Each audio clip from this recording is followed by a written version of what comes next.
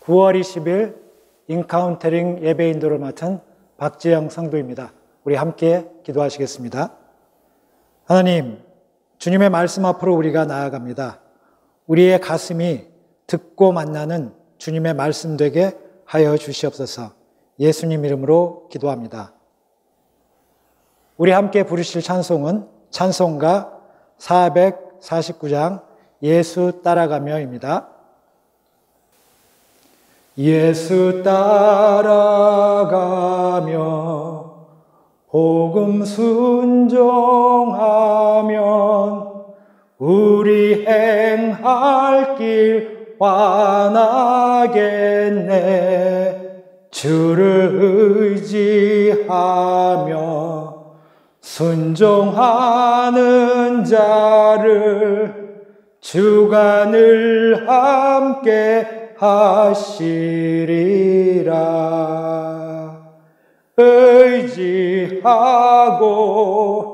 순종하는 길은 예수 안에 즐겁고 복된 길이로다. 남의 짐을 지고 슬픔 위로하면 주가 상급을 주시겠네.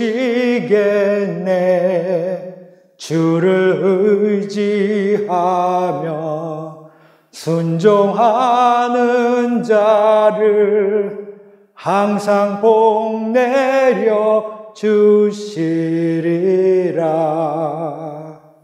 의지하고 순종하는 길은 예수 안에 즐겁고 복된 길이로다. 우리 받은 것을 주께 다 드리면 우리 기쁨이 넘치겠네. 주를 의지하며 순종하는 자를 은혜 풍성케 하시리라. 의지하고 순종하는 길은 예수 안에 즐겁고 복된 길이. 의지하고 순종하는 길은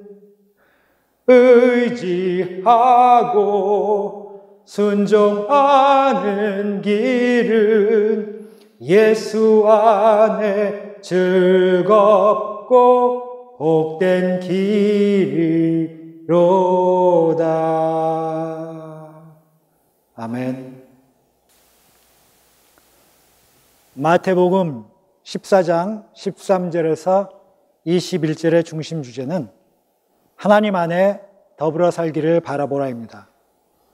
지금 예수님은 이제 제자들과 함께 십자가를 향하여 나아가는 길입니다. 그런데 그 십자가가 뭐였죠? 생명을 나누는 것이었습니다.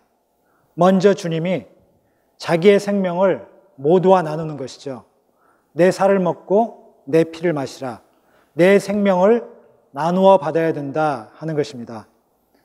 주님의 생명을 나누어 받은 사람은 서로의 생명을 반드시 나누게 되어 있습니다. 그래서 이 오병이어의 기적을 통해서 이렇게 더불어 살기를 함께 나누는 삶을 바라보아야 된다. 바로 그것이 십자가로 가는 목적이다 하는 것을 이 기사는 우리에게 일깨우고 있습니다. 첫 번째, 본문에 대한 예수님의 관점은 마태복음 16장 9절에서 11절을 보면은 이 오병이어의 기적과 칠병이어의 기적을 예수님은 제자들에게 리마인드를 시켜줍니다. 그리고 11절에 어찌 내 말한 것이 떡의 관함이 아닌 줄을 깨닫지 못하느냐 하시며 내가 떡 얘기하는 것 아니라고 했다. 또 오직 바리새인과 사두개인들의 누룩을 주의하라 하시며 너희는 하나님 안에서 함께 나누어진 충분한 그 떡을 보고 종교에서 깨어나도록 내가 그 이적을 베푼 것이며 또한 바리새인과 서기관의 누룩을 주의하도록 한 것인데 너희들이 다시 그것 가지고 떡 얘기를 하고 있느냐 하십니다. 그렇게 여기에서 예수님의 관점을 우리가 선명하게 볼 수가 있습니다. 그리고 두 번째는 사복음서 모두에 기록된 유일한 기적입니다. 이 이야기 외에는 요한복음까지도 다 동일하게 기록된 이적 기사는 없습니다. 오병이어의 기적은 결국 하나님 안에 더불어 나눔이죠. 그래서 요한복음도 흐름까지 똑같습니다. 처음에 오병이어의 기적이 나오고 그 다음에 무리로 걸으심이 나오고 이 공간 복음에도 다 무리로 걸으심이 나오고 거기에 대한 확대 교훈이 나오는데 그것까지도 다 똑같은 그런 이적입니다. 그래서 이 핵심이 뭐냐? 배 불리는 떡이 아니라 인자의 살과 피, 인자가 나누는 생명을 먹으라. 그래야지 너희도 너희의 생명도 나누어진다. 그러니까 그 생명이 안 나누어지는 사람은 그리스도의 생명을 받은 사람은 아니죠. 그리스도의 생명을 받은 사람은 반드시 나누어지게 되어 있습니다. 그러니까 사람이 노력해서 애써서 생명이 나누어지는 것이 아닙니다. 심지어는 자식하고도 이 어려운 세상에서 생명이 쉽게 나누어집니까? 그래서 주님의 생명을 받은 사람의 특징이고 본성이죠. 생명을 나누는 것은요. 그래서 이 과정에서 자기 먹음을 챙기는 자는 떠나고 12제자는 이제 십자가의 길로 계속 나가게 되는데 그 중에 하나는 가룟 유다였습니다. 가룟 유다는 십자가의 길에 관심이 없고 자기 길밖에 관심이 없었죠. 이 사람은 사실은 십자가의 길에서 떨어져야 되는데 안 떨어졌습니다.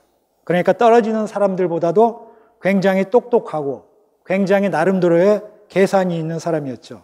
근데 그것이 결국은 그의 저주였습니다. 그리고 우리가 본문을 읽으면서 피해야 할 관점이 있습니다. 첫째는 이것이 사실이냐, 어떻게 물고기 2마리와 떡 5개로 뻥튀기가 되었냐에 나의 오감으로 확인할 수 있는 것 외에는 믿을 수가 없다라는 이성을 절대화시킨 계몽주의 사상에서 나온 평면 논리의 관점과 또 하나의 관점은 사실과 상관없이 하나님이 하신 일이기에 무조건 믿어야 한다는 영적 교훈으로 종교에 갖다 붙이기, 즉 오히려 말씀을 교리에 종속시키는 관점을 피해야 하는 것인데 내일 주일에 이것들이 어떤 관점이고 또 어디서부터 나왔는지를 좀 더 자세히 살펴보도록 하겠습니다. 우리는 말씀을 해석부터 하려고 하지 말고 가나다라 읽기로 말씀과 부딪히기도 하고 또 말씀 앞에 멈춰지기도 하고 또 무릎이 꿇어지기도 했던 그 말씀 속으로 들어가서 머리가 아닌 우리 가슴과 전체 말씀이 인게이지 되어서 그때 우리는 다시 예수님의 그 시대, 그 장소로 돌아가서 즉 무슨 일이 일어나고 있고 예수님이 무엇을 말씀하시는지를 느끼고 만나는 시간으로 함께 들어가 보십시다. 우리가 마태복음을 5년 반 전에 했는데 이제 두 번째 읽기에서는 더욱더 마태의 가슴이 더 절절하게 느껴집니다. 거짓 종교를 폐하시고 십자가를 세우는 하나님, 그 십자가에서 하나 되게 하는 하나님의 섭리를 보아라. 우리 하나님의 뜻은 반드시 이루어진다라고 외치는 마태의 가슴이 더 생생하게 느껴지는 말씀 만나기입니다. 자, 문맥의 흐름을 보면 지난주에 보았듯이 이번 본문 앞에는 왕의 잔치가 나옵니다. 요한의 목을 베는 헤롯, 그 왕의 잔치는 좋은 옷도 좋은 음식도 어마어마하게 차렸지만 거짓의 종로로 타는 것이죠. 그 왕의 잔치는 열매가 죽음과 저주밖에 없습니다. 그런데 여기에 또 하나의 다른 잔치가 나타납니다. 광야의 잔치입니다. 광야의 잔치의 핵심은 스플라우 니조마이지요. 불쌍히 여기사 이 스플라우 니조마이를 통해서 함께 만나, 광야에서 만나를 먹었잖아요. 뭘 화려하게 먹은 것은 아니지만 모두가 충분하고 배부르게 먹는 그 함께 먹는 만나를 이제 경험하게 됩니다. 이 마태는 유대인들에게 특별히 적었기 때문에 이 광야와 만나의 이미지를 본문 속에 굉장히 간접적으로 강조를 하고 있습니다. 그리고 그 다음에는 예수의 신성과 구원이 나타납니다. 물을 다스리죠. 물은 히브리 세계에서는 혼돈과 공허와 흑암입니다. 창조기사를 보면은 하나님의 신은 수면 위에 행하니라. 그때는 물이 창조되지 않았을 때죠. 그때의 수면은 H2O의 물이 아니죠. 이 어떤 하나님께서 명하신 그 모양, 그 존재 목적에 맞는 그 존재 모양을 가지지 못한 그런 것이 없는 그게 물이잖아요. 물은 이렇게도 되고 저렇게도 되고 또 이런 모양 저런 모양이 막 되니까요. 그래서 혼돈과 공허와 흑암을 다스리는 예수님의 신성을 보여주고 거기에 이어서 사복음서에 다 치유와 구원이 나타납니다. 여기 치유와 구원이 나타나는 것은 본래의 회복입니다. 하나님이 창조하신 본래의 회복, 섭리의 완성, 그렇게 흐름이 진행되고 있습니다. 자, 13절 예수께서 들으시고 배를 타고 떠나사 따로 빈들에 가시니 무리가 듣고 여러 고을로부터 걸어서 따라간지라. 여기서는 이제 예수님이 빈들에 갔다 그러면 되는 것인데 근데 배를 탔다는 걸 왜 여기에 넣는 것일까요? 이제 22절에서 23절 이 이적 기사가 끝나고 다시 배를 타고 풍랑을 만나야 되는 그 상황을 지금 미리 연결시키고 있는 것입니다. 따로 빈들에 가시니 그러니까 이제 헤롯의 지경을 떠나서 하나님의 지경으로 들어갑니다. 하나님의 지경으로 들어가는데 무리가 그것을 듣고 여러 고을로부터 걸어서 따라갑니다. 그러니까 애굽에서 나와서 광야로 나가는 출애굽 모습을 여기서 상상하시면 마태 마음을 잘 만나신 것입니다. 14절 예수께서 나오사 큰 무리를 보시고 불쌍히 여기사 그 중에 있는 병자를 고쳐주시니라. 자, 불쌍히 여기사 이 본문의 핵심 단어입니다. 스플라인 니조마이라고 하는 건데 이건 동일화입니다. 자식이 아플 때 부모가 같이 아픔을 느끼잖아요. 왜냐하면 부모가 자식의 아픔을 자기 아픔으로 동일화하기 때문입니다. 그래서 이 예수님이 이 무리를 보실 때 정말 불쌍한 무리입니다. 무리를 보실 때 그냥 참 불쌍하구나 하는 객관적인 것이 아니라 그들의 고통과 아픔을 자기 가슴 전체가 느끼는 것이죠. 하나님의 차원입니다. 타락한 우리가 멸망하는 걸 하나님이 그냥 버려두고 잘 가르쳐서 그래 알아들으면 구원받아라 이렇게 하시지 않고 자기가 직접 오셔서 죄를 담당하시고 자기를 내어주셨잖아요. 그게 스플라우 니조마이죠. 불쌍히 여겨서 그 중에 있는 병자들을 다 고쳐주십니다. 그러니까 이 나오는 자들을 향해서 하나님의 가슴이 이렇게 쏟아 부어지고 있는 것입니다. 15절 저녁이 되매 제자들이 나와 이르되 이곳은 빈들이요 때도 이미 저물었으니 무리를 보내어 마을에 들어가 먹을 것을 사 먹게 하소서. 자, 완벽한 상황 분석에 완벽한 해결책이 제시되었어요. 그런데 사실은 그 껍질을 벗기고 속에 조금만 들여다보면 지금 하나님의 섭리에 의해서 광야로 나오는 것처럼 마을에서 나온 사람들을 다시 마을로 보내려고 하고 있습니다. 그건 어떤 속셈인가요? 문제를 회피하고 자신들의 몫을 확보하려고 하는데 이 공관 복음서는 새 복음 모두 다 너희에게 있는 것을 주라라고 그랬습니다. 그러니까 우리에게 있는 것이 이렇게 했습니다. 요한복음에서만 아이가 물고기 2마리와 떡 5개를 가지고 있었습니다. 공관복음서는 너희가, 즉 제자들이 가진 것이죠. 그러니까 제자들이 생각할 때 지금 우리 가진 거, 우리 먹기도 이거 지금 빠듯하다. 이거 아무리 봐도 부족할 것 같은데 근데 이 사람들 주려고 하면 어림턱도 없지. 그러니까 자신의 몫을 확보하고 문제를 회피하려고 머리가 아주 빨리 돌아갑니다.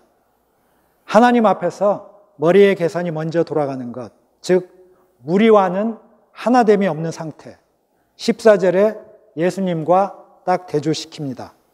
스플라흐니조마이는 무리와 동일화하는 것인데 이 사람들은 무리는 귀찮아. 없어지는 게 좀 우리에게 고맙고 이익이 되는 일이야. 이런 거죠. 16절 예수께서 이르시되 갈 것 없다. 너희가 먹을 것을 주라. 갈 것 없다. 여기에서 뭐가 느껴지시나요?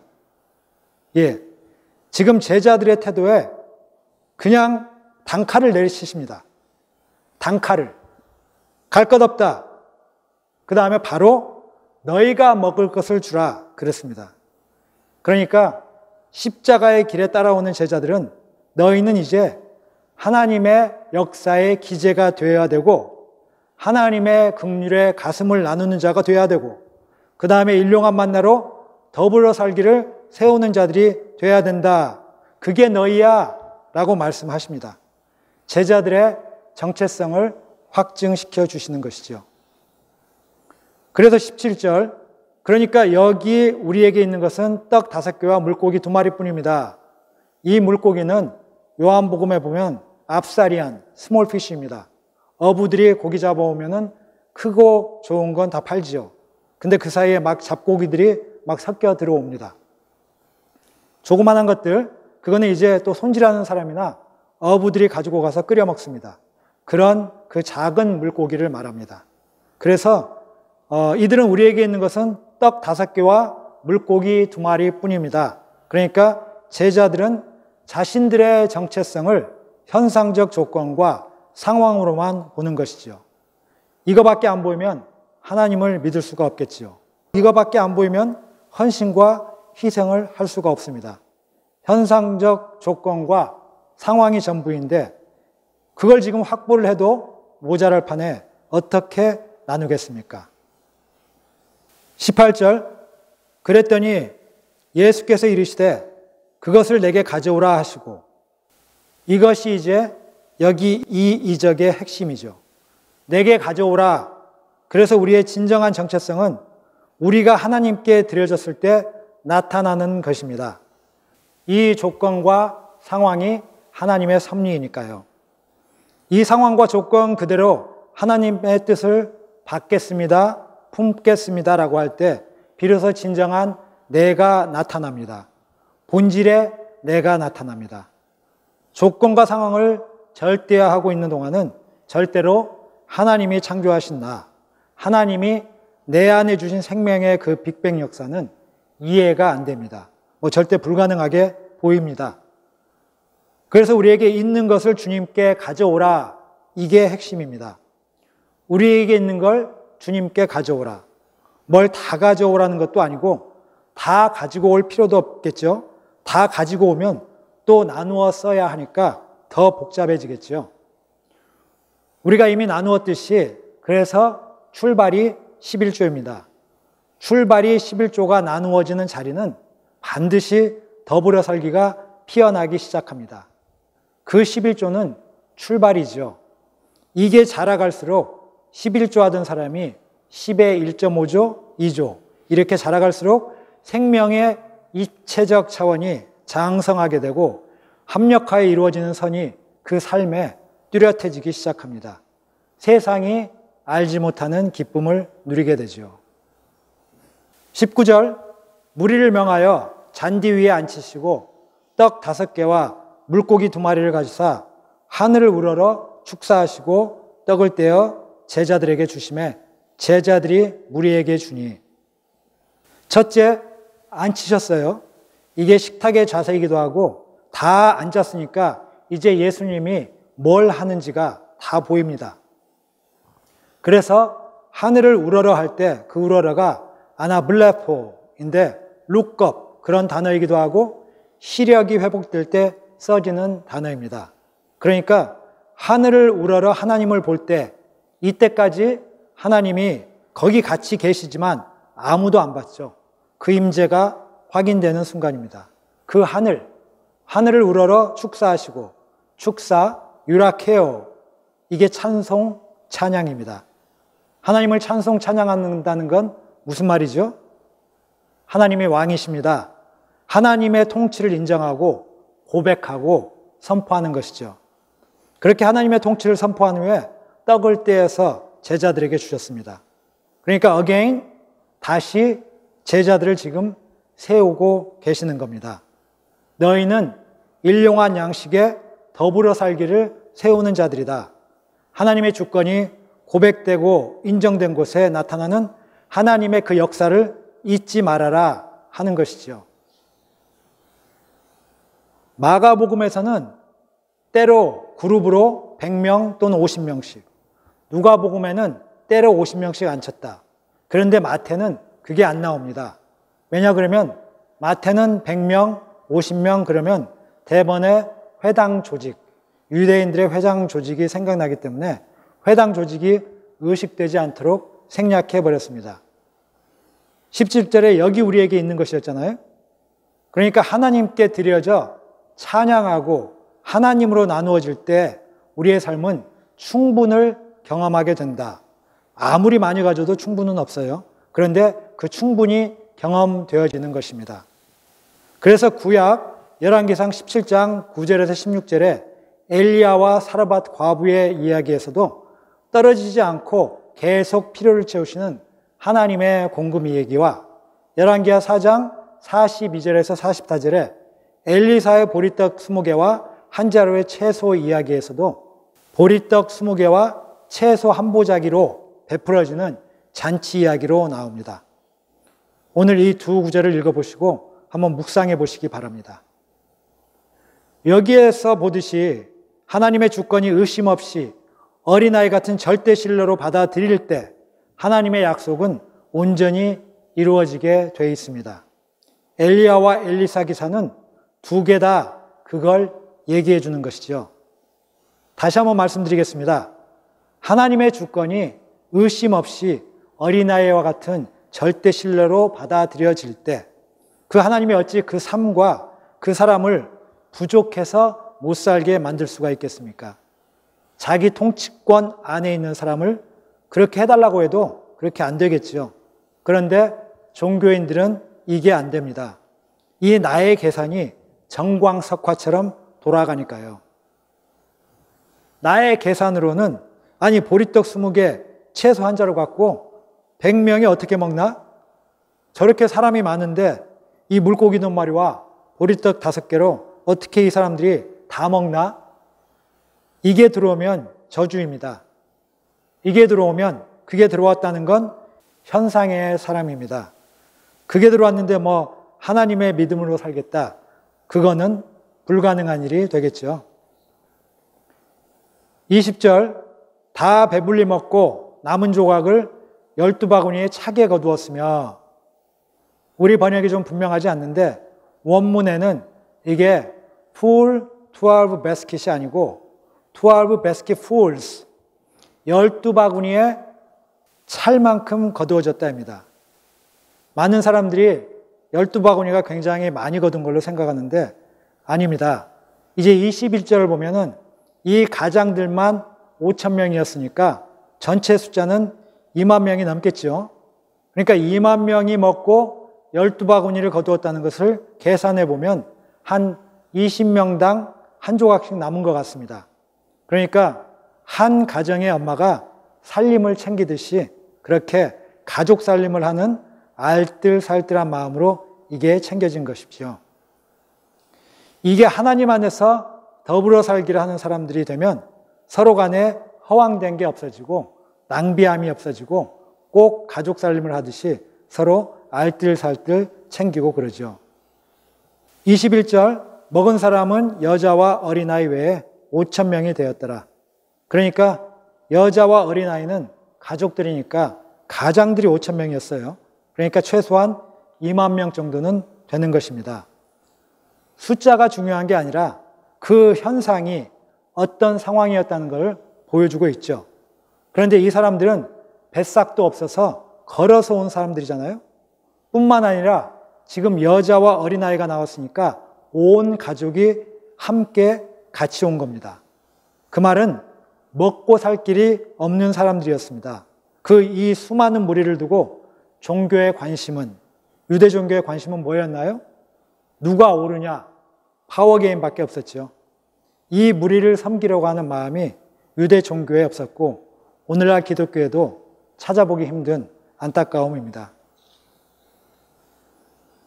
자, 이제 본문을 정리해 봅니다. 첫 번째, 왕의 잔치와 대조된 빈들의 하늘잔치. 왕의 잔치에는 죽음과 저주밖에 없었습니다. 그런데 빈들에서 하늘잔치가 펼쳐졌는데 하나님께서 찬송을 받으시고 그 하나님의 통치권 안에서 모두 한 가족이 되어서 함께 먹음이 이루어졌습니다. 자, 두 번째, 제자들의 정체성. 조건과 상황이 내가 아닌 하나님 임재와 다스림을 어린아이처럼 가슴으로 신뢰하고 그 섭리를 품음으로 협력하여 선이 열린다. 세 번째, 욕망으로 썩어지도록 소비하고도 저주를 거두는 세상.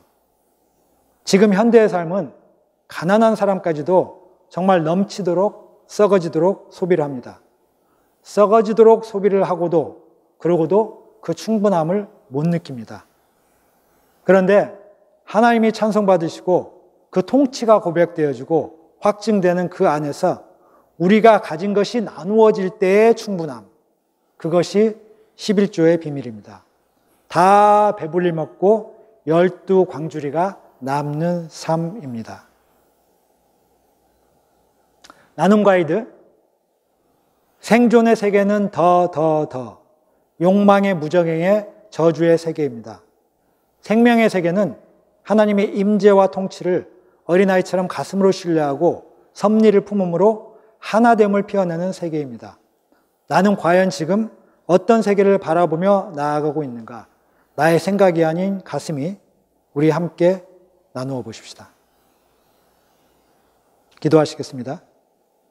하나님, 오늘 말씀을 통해 조건과 상황이 내가 아닌 하나님의 임재와 다스림을 가슴으로 신뢰하고 그 섭리를 품음으로 열리는 함께함에 충만한 생명세계를 우리가 만났습니다. 그 받은 말씀을, 그 만난 말씀을 통하여 우리들의 삶에도 생명의 빅뱅이 활짝 열리게 하여 주시옵소서. 예수님 이름으로 기도합니다. 아멘.